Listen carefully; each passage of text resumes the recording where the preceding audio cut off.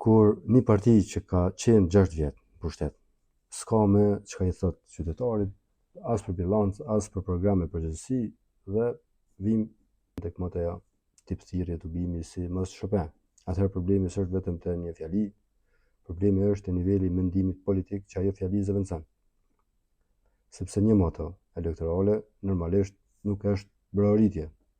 Ajo është për kufizim i vetës, çka je, çka bën, çka synon dhe pse kërkon mandat tjetër. Për këtë arsye, në botë bëhen studime elektorale, testime mesazhesh, segmentim votuesish, psikologji politike, fokus grupe, derisa nxirret një frazë që e bardh zemrën e fushatës.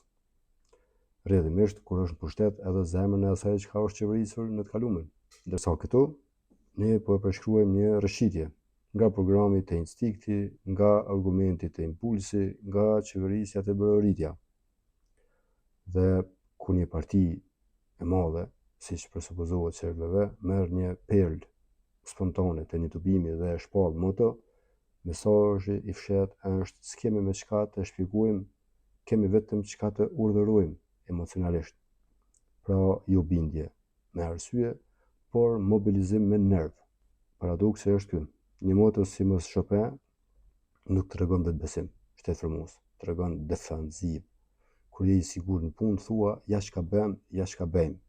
Kur je në hall, thua mos lësho me p, po, jo p. Diçka tjetër.